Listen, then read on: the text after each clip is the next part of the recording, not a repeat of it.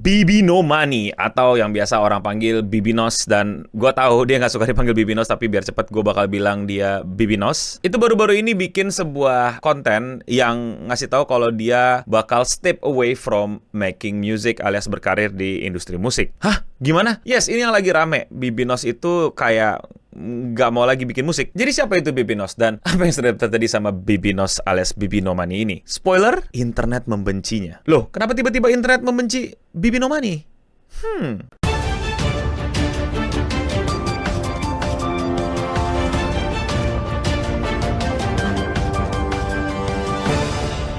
Bibinos speak out after retirement from music over internet negativity. Jadi baru-baru ini Bibinos itu baru aja bikin sebuah konten di sosial media yang semacam mengumumkan kalau dia bakal retire atau stop berkarir di industri musik. Thank you for the memories. As you guys know, I'm for the people. And the people have asked me to stop making music. Due to millions of people begging me to stop, I have made incredibly difficult decision to stop making music for foreseeable future. Happy holidays, Alex. Jadi Bibinos ini adalah seorang musisi. Gua lagi-lagi knowledge musik gue pasti di bawah kalian. Gue bisa bilang rap, hip hop, pop yang emang terkenal banget. Mungkin kalian dulu ingetnya waktu dia collab sama Rich Brian yang Edamame. You know the music. I don't need to recite it. Gue nggak perlu nyanyiin, gue nggak perlu peragain. You know the music lah ya. Lu pada pasti tahu yang itu. Dan semenjak itu dia tuh mulai banyak bikin musik dan rame mulu di TikTok terutama ya. Terutama yang cukup rame dulu ya, pasti kalian tahu lah, itu sering banget jadi meme dan sering banget jadi semacam musik TikTok untuk apapun yang la yang musiknya aduh masa mesti gua peragain when I ya gitulah, kalian pasti udah denger lah ya, pasti cuma denger sampai situ gak sampai habisnya kayak gua.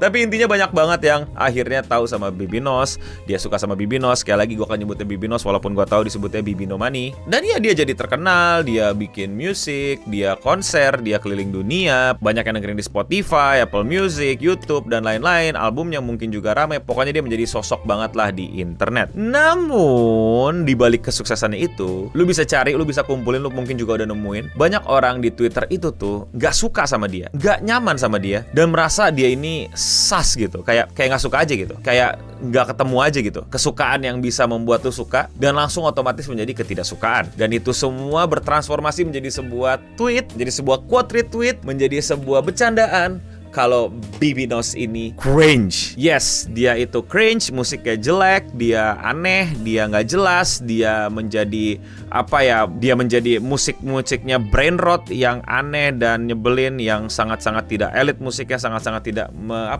mencerminkan musisi, yada-yada, baya-baya-baya-bada. Pokoknya banyak banget orang nggak suka dia. Well, ada juga si allegation yang bilang kalau misalnya dia itu rasis pas di SMA dulu, dan dia itu tinggal di Kanada, jadi waktu itu SMA di Kanada gitu, terus pas di sekolah di Kanada dia ya katanya suka pakai N-word dan lain-lain. Dan itu banyak banget, itu terakumulasi dan akhirnya dia bikin pengumuman kalau dia berhenti bikin musik. Dan bahkan sampai ada di podcast dia bilang kayak gini.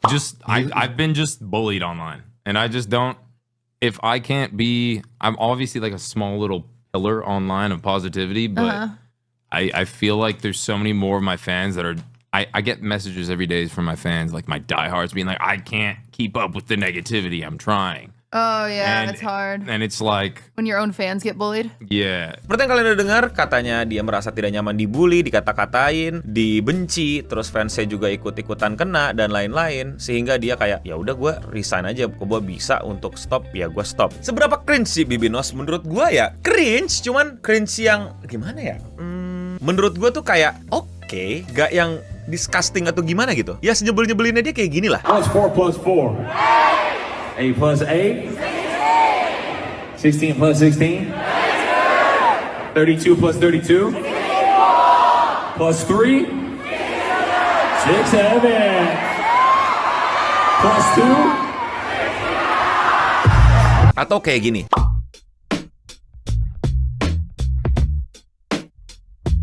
Dan atau kayak gini. Okay guys, welcome to Skibidi 305. Today we're gonna learn about this guy. Oh no way, that's Bibinos! Oh come on, pop quiz. Does anybody really know his name? Ooh, Bibi No Dollar! It's the La La La guy. Not la la la guys, Baby No Money! Yang maksud gue itu masih bentuk kayak apa ya, hal yang cringe, emang aneh, tapi ya kayak ya udah. Dan banyak hal dia yang lakuin ya follow the trend, dia modifikasi jadi stylenya dia kolaborasi biar makin banyak diketahui orang dan lain-lain. Adalah hal-hal yang menurut gue biasa aja gitu dan oke-oke aja gitu, nggak ngerugiin orang lain, dan emang udah menjadi kayak playbook paling standar untuk meramaikan karya-karya lu atau identitas lu di sosial media. Bahkan gue masih apresiasi karena ada modifikasinya gitu, nggak cuma yang kayak plek ketiplek gitu aja gitu. Dia masih pakai ada twistnya versi dia gitu loh. Dan cringe by definition ya, menurut gue tuh, gue gimana yang ngejelasin ya? Gue cringe, buat beberapa orang gue tuh cringe banget. Buat lu yang nonton mungkin juga Eno Bening anjing cringe, gue denger namanya aja kayak pengen muntah gitu segala macem. Bete gue Eno Bening, gue bahagia banget sih kalau lu pada tiba-tiba kayak bete gitu ada Eno Bening atau ada Clean Sound, karena menurut gue itu adalah sesuatu yang membanggakan gitu. Dengan aura gue, dengan kehadiran gue aja lu bisa bete gitu kan. Gue nggak kenal lu, gue nggak tahu lu hidup, gue nggak tahu nama lu, gue nggak tahu keluarga lu, gue nggak pernah urusan sama keluarga lu, gue nggak pernah merasa interaksi sama lu, merugikan hidup lu, tapi sekuat itu kehadiran gue untuk merusak hidup lu. Sekarang pertanyaannya siapa yang lemah? Nggak, itu urusan nanti lah, urusan gue. Tapi Bibinos ini kayak cringe itself gitu ya, kayak semua orang pasti ada cringe-nya gitu. Dan ya udah ya, menurut gue ya nggak apa-apa gitu. Selama tidak merugikan orang lain, lu berhak cringe. Dan di sisi lain lu juga berhak menganggap orang-orang cringe, iya gak sih? Yang jeleknya adalah menyusutkan orang, lu berkumpul, berkelompok untuk ngedoain, berharap ngejatuhin karir orang hanya karena orang itu cringe di mata lu. Padahal kriminal bukan, penjahat bukan, perusuh bukan, malah perusuh yang lu pada naikin ya. Kocak netizen. Dan gue percaya ya, cringe itu adalah part of kebebasan gitu. When you become cringe, you are happy gitu loh. Karena lu menjadi yang lu inginkan, yang lu bahagiakan, yang lu emang pengen dapatkan, dan so be it. Menjadi cringe itu bukan tindakan kriminal, bukan sebuah kejahatan, bukan sebuah crime against humanity or what. You just being weird di mata orang lain, atau bahkan di mata diri lu, dan lu merasa happy. And for me, it's okay. Well, ada allegation-nya lagi sih yang dia ngomong N-word pas SMA. Tapi menurut gua kayak, bro, pertama, kriminalnya apa nih? Maksudnya kayak emang penjahat, maling, pembuli, atau gimana? Tapi kalau jadi anak so asik yang menggunakan kata-kata jorok, terlarang, profanity pada masa SMA, aren't we all? Gue nggak tahu sih. Wah, gue bakal mati sih kayaknya karir gue kalau orang tahu SMA gue ngeluarin kata apa aja. Jika memang kata-kata kasar yang lu ucapkan pada saat SMA, mesti lu pertanggungjawabkan ketika karir lu lagi bagus-bagusnya. Men, gue SMA anak warnet banget, men. Kira-kira menurut lu aja gitu, angkatan gue anak warnet yang kalau kata David Pitt tuh masuk warnet tuh udah kayak masuk penjara gitu ya. Ya kira-kira apa yang keluar dari mulut gue? Udah kagak bener semua. Yang pasti juga YouTube ngedolar kuningin gue.